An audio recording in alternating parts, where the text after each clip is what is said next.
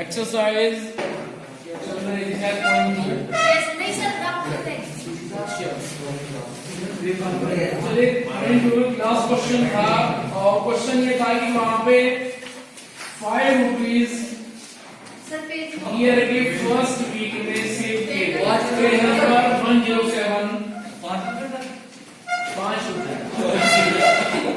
वो कह रहे हैं कि ईयर के स्टार्टिंग में फर्स्ट वीक में 5 रुपीज सेव किए गए, उसके बाद उससे नेक्स्ट वीक में अमाउंट ऑफ सेविंग इंक्रीज कर दी गई और वो 5 रुपीज से बढ़ के हो गई फिर 6.75। इट मीन्स हम क्या कर रहे हैं, हर हफ्ते हम अपनी मनी सेविंग को 1.75 रुपीज इंक्रीज कर रहे हैं। तो इस तरह से मनी सेविंग करते एक दिन वो आ गया जब हम मनी सेव करने लगे पर वीक 22 रुपीज 75 पैसे। सर 20 ओके 20 रुपीज 75 पैसे। तो वो कह रहे हैं कि स्टार्टिंग किया था आपने 5 रुपीज से सेव करना और आज आप सेव कर रहे 20 रुपीज 75 पैसे। तो ये सेविंग जो आप आज कर रहे हो इतनी अमाउंट की, कितने हफ्ते के बाद आप यहां पहुंचे, क्वेश्चन ये है। तो सबसे पहले तो आप बनाएंगे यहां से एक एपी, और एपी क्या बनेगी, एपी ये बनेगी कि आपने स्टार्टिंग किया था 5 रुपीज से, ये फर्स्ट वीक की आपकी मनी सेविंग थी जिसको आपने नेक्स्ट वीक में इंक्रीज कर दिया 1.75, तो ये बढ़ के हो गई 6.75। यानी कि आपने फर्स्ट वीक में 5 रुपीज सेव किए, सेकंड वीक में आपने 6.75 रुपीज सेव किए, फिर थर्ड वीक में आपने 1.75 और इंक्रीज कर दिया।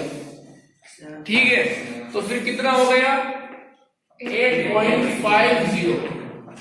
तो ऐसे आप मनी को इंक्रीज करते जा रहे हो और एक दिन आपने सेव किया 20.75 रुपीज।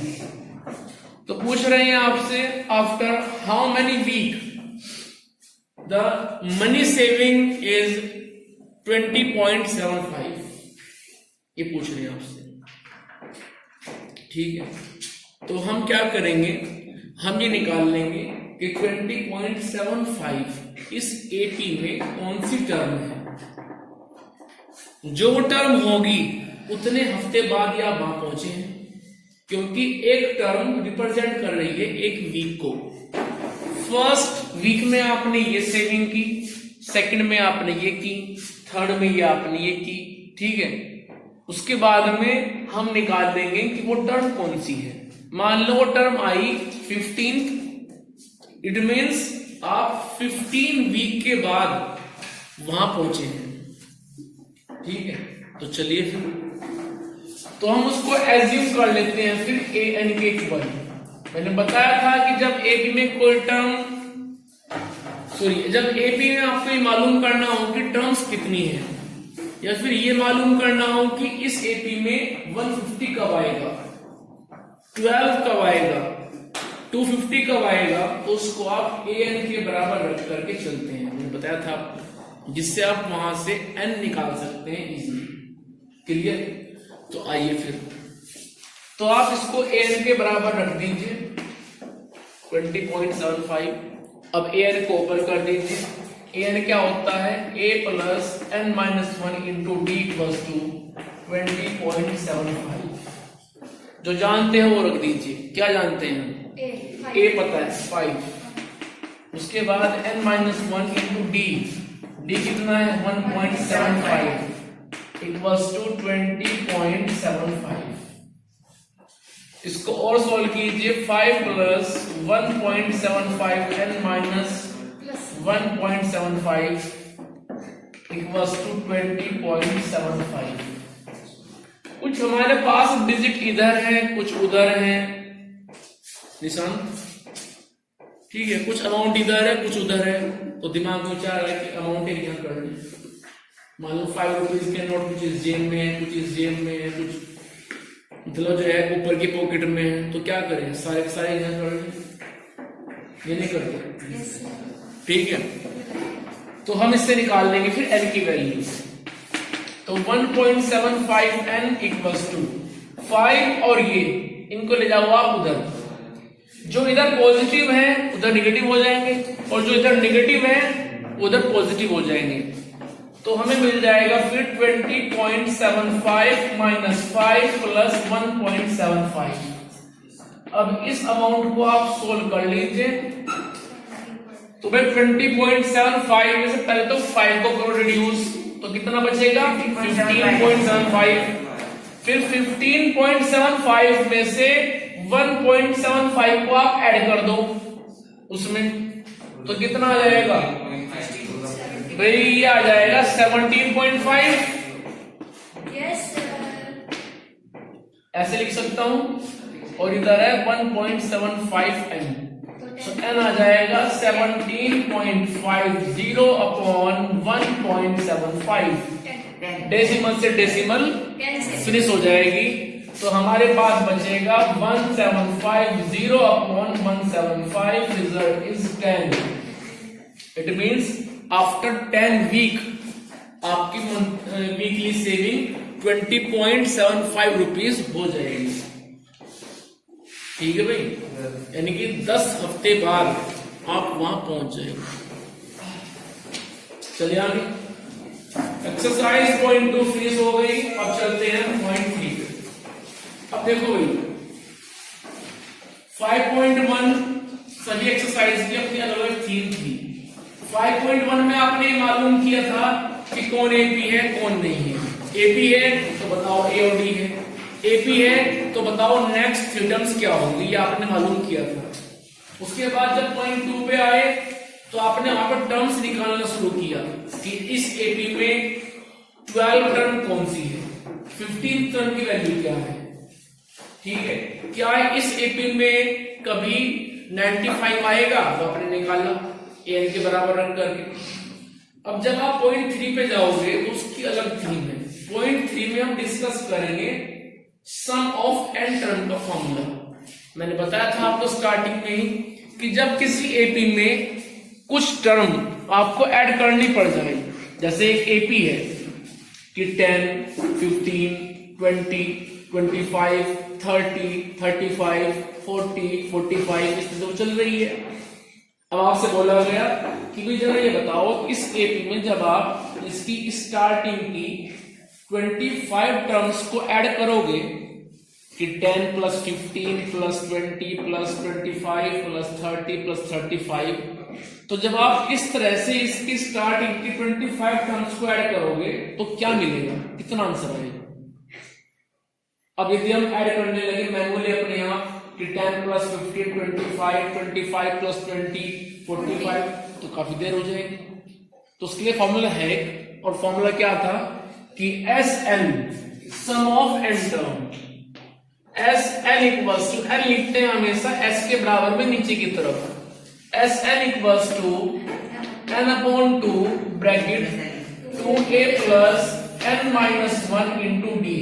ये वो फॉर्मूला है जिसकी हेल्प से आप किसी भी एपी की कितनी भी टर्म का सम निकाल सकते हैं, ठीक है।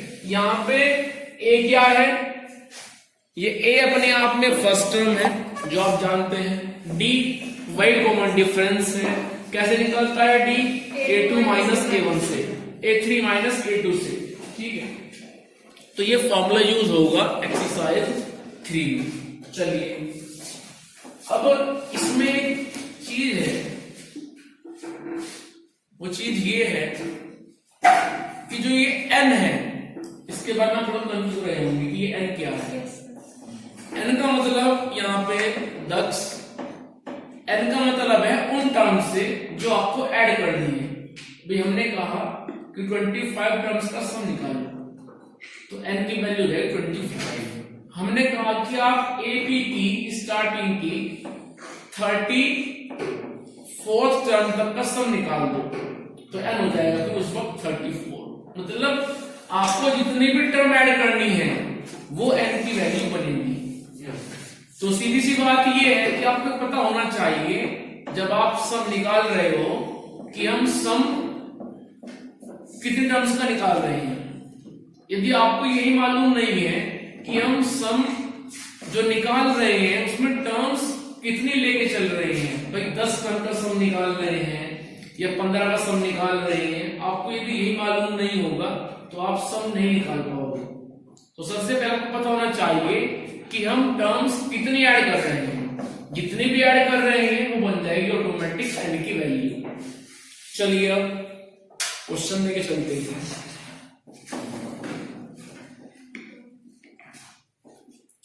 और जरा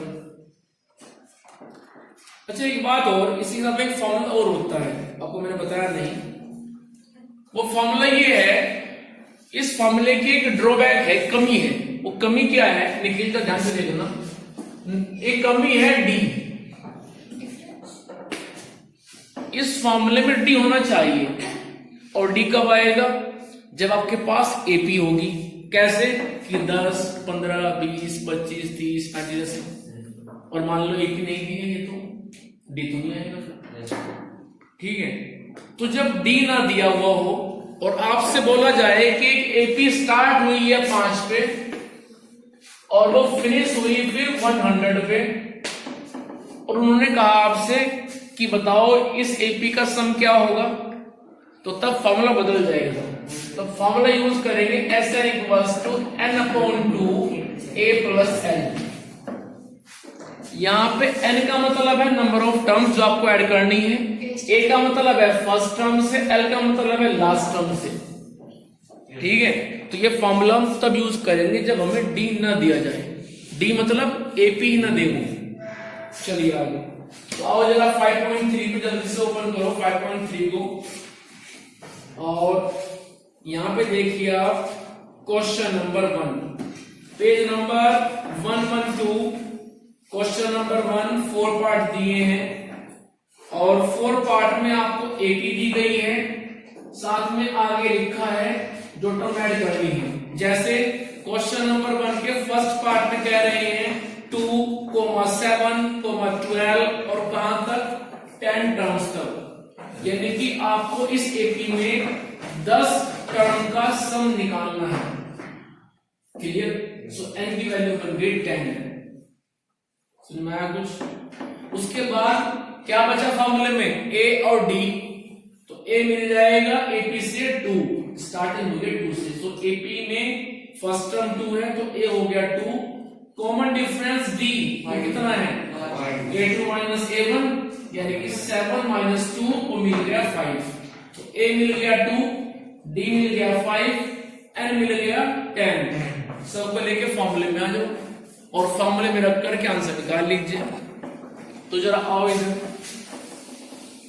इस फॉर्मूले में रखिए n की वैल्यू, n मेरे पास में 10 है, सो 10/2, 2a, a मतलब फर्स्ट टर्म वो 2 है, प्लस n वो 10 है, d वो 5 है।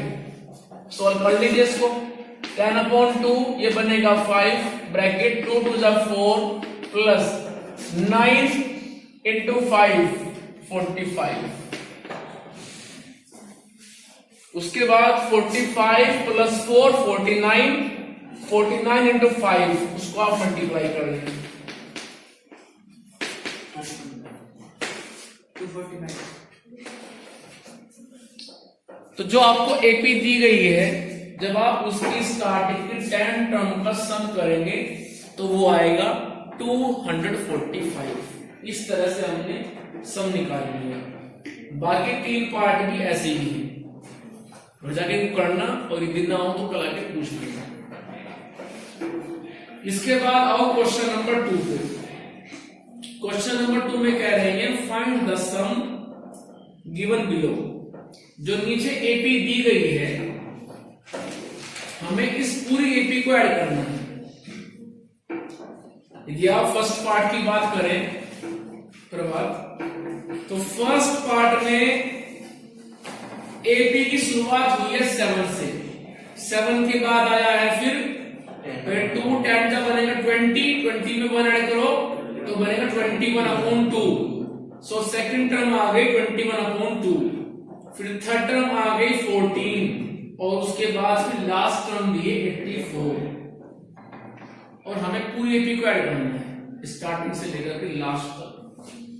ऐड तो हम कर देंगे भाई। हमारे पास में a है 7, d हम निकाल लेंगे कैसे, a2 माइनस a1 से, मींस 21/2 में से 7 कर देंगे माइनस।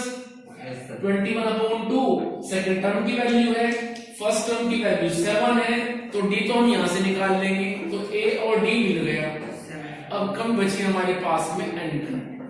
यहां हमें ये नहीं दिया गया है कि हमें टर्म्स कितने ऐड करनी है, सिर्फ एपी दी गई है और एपी दी गई है स्टार्टिंग से लेकर के लास्ट तक। फर्स्ट टर्म भी दी है, लास्ट टर्म भी दी है, बीच की टर्म भी दी हुई है।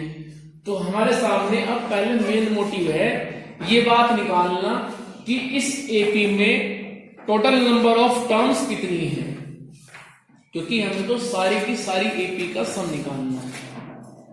क्लियर है? अब जब ये निकालना पड़ जाए कि इस एपी में नंबर ऑफ टर्म्स कितनी है, तो हम किसकी हेल्प लेते हैं? हम लेते हैं लास्ट मेंबर की हेल्प। लास्ट में कौन है? 84। तो हम 84 से पूछेंगे उसका रोल नंबर क्या है। उसने कहा कि 50, तो हम मान लेंगे टर्म्स 50 है। क्लियर? तो हम क्या करेंगे, an के बराबर रखेंगे 84 को और वहां से पहले हम n निकालेंगे कि इस एपी में नंबर ऑफ टर्म्स कितनी है, क्योंकि फिलहाल हमें n की वैल्यू मालूम नहीं है कि टर्म्स कितनी ऐड करनी है। तो चलिए an के बराबर रखते हैं 84 को, तो उसे हेल्प लेंगे, वही बताएगा कि टर्म्स कितनी है, स्ट्रेंथ क्या है एपी की। अब an को ओपन कर दीजिए, a plus n minus 1 into D equals to 84। जो आप जानते हैं वो आप रख दीजिए। a पता है 7, n को तो हमें निकालना है, डिफरेंस d, d कितना आएगा, a2 माइनस a1। a2 क्या है मेरे पास में, a2 है 21/2 और a1 क्या है 7। यहां पे लेंगे एलसीएम 2, तो 21 2 7 जा 14, तो आएगा 7/2। तो d की वैल्यू आ गई 7/2 इक्वल्स टू 84। अब इसके बाद में ये 7 के अपॉन में 2 है, ये परेशान करेगा। अपॉन में 2 आ गया, फ्रैक्शन आ गया, परेशान करेगा बात तक ये। तो आप कर दो पूरी इक्वेशन में मल्टीप्लाई 2 से, तो 2 7 जब बनेगा 14। उसके बाद जब 2 यहां पे आएगा उसकी मुलाकात इस 2 से होगी, तो दोनों आपस में कट जाएंगे। ठीक है, बचेगा 7 टाइम ऑफ n-1। फिर 2 इधर जाएगा तो 2 की मल्टीप्लाई इसमें होगी, फिर डबल हो जाएगा। चलिए आगे, 14 plus 7n minus 7 equals to 168। उसके बाद n को रखो इधर और बाकी सब उधर। सो 7n इक्वल्स टू 14 में जाएगा 7, बचेगा 7 पॉजिटिव, उधर जाएगा तो बनेगा 7 negative. So 7n equals to कितना बचेगा 162, सॉरी 1। सो n की वैल्यू आ जाएगी 161/7। इससे कर दीजिए आप डिवाइड, 7 2 जा 14, 2, सो 7 3 जा 23। इट मींस जो आपको एपी दी गई है बुक में, जिसकी शुरुआत हुई थी 2 से और शुरुआत हुई थी 7 से और फिनिशिंग हुई 84 पे, उसमें टोटल नंबर ऑफ टर्म्स 23 है। ठीक है, चलिए अब चलते हैं आगे। जब n निकाल लिया है तो अब लगाएंगे formula Sn equals to n/2 bracket 2a plus n-1 into D.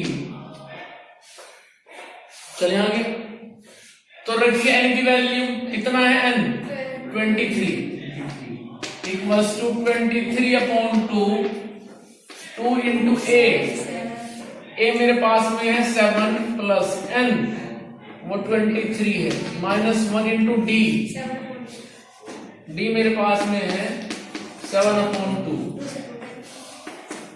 सो 23/2, 2 7 जा 14, और ये क्या आ जाएगा 22 इंटू 7/2, 2 से कट जाएगा 11 टाइम, तो ये मेरे पास आएगा 23/2, 14 प्लस 11 7 जा 77, 77 में ऐड करो 14, ऐसा मत कर देना, एग्जाम बहुत सारे बच्चे करते हैं, वो क्या करेंगे 2 से काट देंगे इस 14 को, ठीक है, वो 2 से काट देंगे 14 को, उन्हें ये नहीं पता है कि 14 अभी 77 के साथ प्लस में है तो नहीं कटेगा, लेकिन हाँ वो कर सकता है 14 तब जब प्लस 77 ना हो, ठीक है, तो पहले इन दोनों को ऐड कर लो, उसके बाद में कटिंग होगी। 77 प्लस 10 बनेगा 87 प्लस 4 बनेगा 91, सो 23/2 इंटू 91, अब 91 कटता नहीं है 2 से, ठीक है, क्योंकि 91 कटता है सिर्फ 2 से, वो है 13 और 7, क्योंकि 13 की टेबल में होती है मुलाकात 91 से, 13 7 जो होते हैं 91, क्लियर। तो भाई आप फिर एक काम कर लीजिए, 23 की और 91 की मल्टीप्लाई करके जितना आंसर आएगा उसको कर देना, फिर 2 से डिवाइड, आपका आंसर आ जाएगा। ये काम आगे आप खुद अपने आप कर लेंगे। चले आगे। Yes sir. तो क्वेश्चन नंबर 2 में एक पार्ट मैंने करा दिया है, बाकी 3 पार्ट ऐसे ही है, उनको आप करना अपने आप, कोई प्रॉब्लम आए तो आगे पूछ लीजिए। इसके बाद आओ क्वेश्चन नंबर 3 पे। क्वेश्चन नंबर 3 में जब ध्यान से पढ़े, 10 पार्ट आपको दिए हैं क्वेश्चन नंबर 3, ठीक है, और ये 10 पार्ट दे करके ये 10 पार्ट दे करके आपको इन 10 के 10 पार्ट में कुछ बातें दी गई है, कुछ बातें पूछी गई हैं, तो यहां आप अपना माइंड अप्लाई करेंगे कि ये 10 पार्ट में जो हमें दिया गया है उसको हम कैसे यूज करें कि वो बात निकाल सके जो वो पूछना चाह रहे हैं हमसे। जैसे क्वेश्चन नंबर 1 में आओ, क्वेश्चन नंबर 3 का फर्स्ट पार्ट में आओ, वो कह रहे हैं गिवन, क्या बात कि A 5 है, ओके, D 3 है, उसके बाद AN 50 है, तो पूछ रहे हैं आपसे बताओ N क्या है और SN क्या है। अब सुनो, उन्होंने कहा है कि AN 50 है, जब AN 50 है तो क्यों ना हम AN का फॉर्मूला ओपन कर दें। फॉर्मूला क्या होता है, A plus N minus 1 into D equals to 50, और इस फॉर्मूले में फिर आप A को रख सकते हो, क्वेश्चन में दिया देखो 5, D को रख सकते हो, दिया है 3, तो वहां से N मिल जाएगा, ठीक है। तो पहली बात तो पूरी हो गई, when पूछ रहे थे। उसके बाद पूछ रहे हैं फिर SN, तो SN का फॉर्मूला हम जानते ही हैं, क्या होता है N/2 2A plus N minus 2D, तो उस फॉर्मूले में आप A को रख दोगे, मालूम है, D को रख दोगे, मालूम है, और N पहले मिल चुका है तो वो N रख दोगे, काम हो जाएगा आपका, ठीक है। तो इस तरह सोचना है आपको। आओ जरा,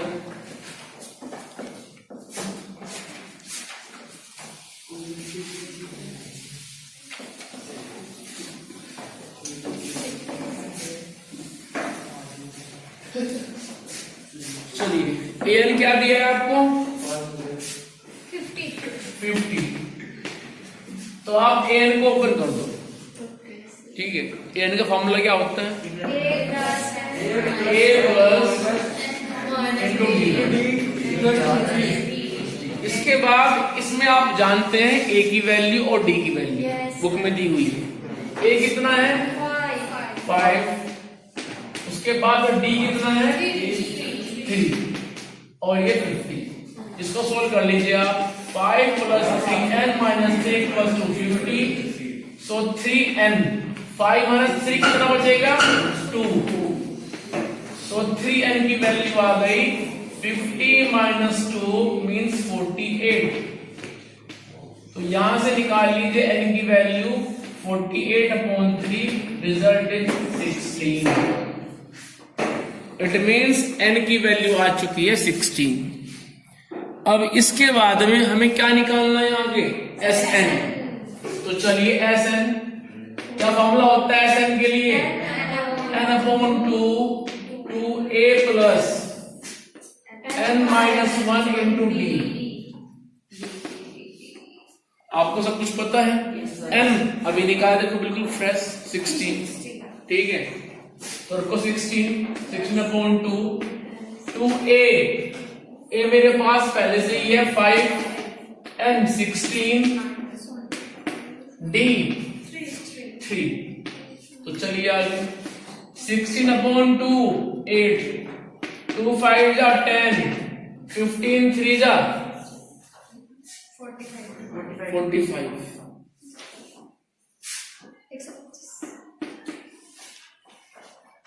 देव जरा खड़े हो ना। 15 5 क्या होते हैं, 15 5 क्या, अच्छा 9 7 ना,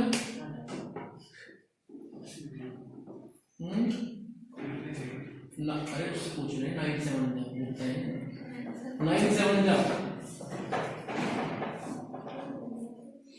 9 7 ना मालूम नहीं। चलो 9 7 छोड़ दो, 7 6 जा,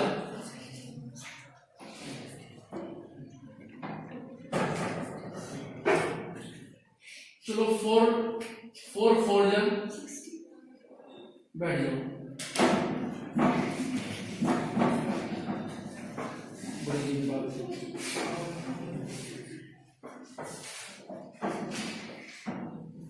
2 2 जा 4 होते हैं।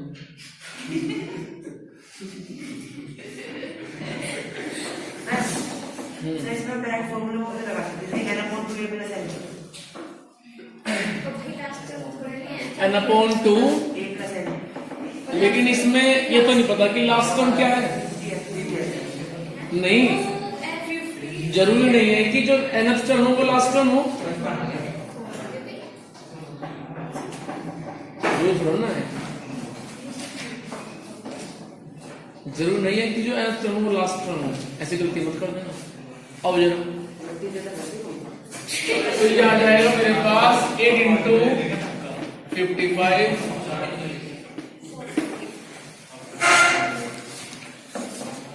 चलिए खैर क्वेश्चन हो गया। सेकंड पार्ट में आओ।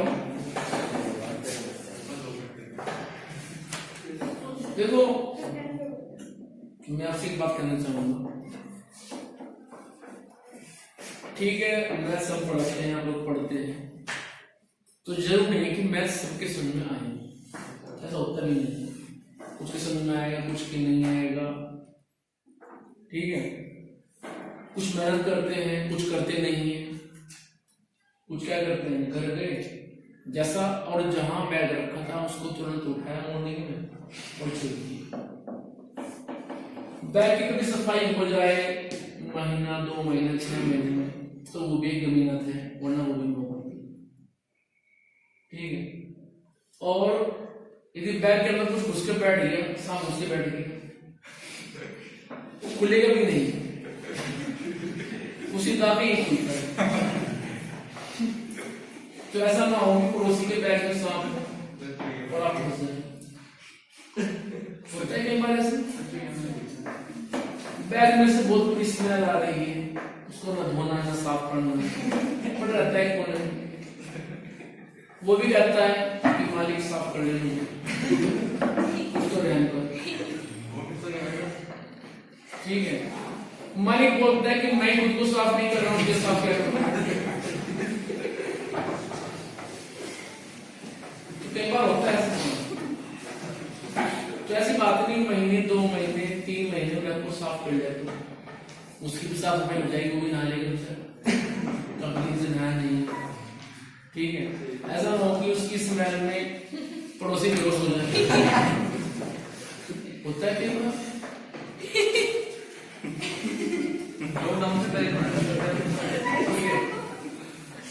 तो मैं इसलिए कह रहा हूं कि आप आते हैं, ठीक है, स्कूल में आते हैं, आप घर जाके पढ़ रहे हैं नहीं पढ़ रहे हैं वो आप जानते होंगे अपने आप। आपके बीच में से कुछ डॉक्टर बनेंगे, इंजीनियर बनेंगे, कुछ भी नहीं बनेंगे। वो कहाँ खेलेंगे? घर खेलेंगे और परिवार वाले क्या करेंगे? वो डंडे खिलाएंगे, 2-4 मॉर्निंग में 2-4 इवनिंग, जिससे कि फिजिकल ठीक रहे। क्योंकि फिजिकल ठीक रहना बहुत जरूरी है सेहत के लिए, ठीक है। तो मैं ये बात कहना चाहता हूँ आपको कि आप ठीक है भले ना पढ़े, लेकिन बस आप अपना नाम, अपना घर का एड्रेस भूल जाते। ऐसा हो पढ़ाई के चक्कर में अपना नाम पता भूल जाए, वो क्या हो जाएगा फिर काम। तो घर के रास्ते, घर के मोबाइल नंबर, अपना नाम, स्कूल का नाम, अपने गांव का नाम, अपना जिला, अपना देश याद रहना चाहिए। फॉर्मूले याद रहना रहेगा ऐसा ना कि फॉर्मूले अब ऐसा नहीं याद कर रहे थे, अब ऐसा नहीं याद करने के चक्कर में अपना नाम भूल गई, बाद में पूछने पड़ोसी से हुए भाई, ठीक है, तो वो काम ना हो जाए। ठीक है रिया? नहीं मतलब अब मेरी बात को दिल बनाना, ठीक है। हो सकता है कोई भी XYZ हो, ठीक है, तो दिमाग से इतना जोर न डालें कि आप ये भूल जाएं कि मैं कौन हूं, मैं कहां से आया हूं। My name, my father name, my brother name, हम सब भाई हैं, ठीक है।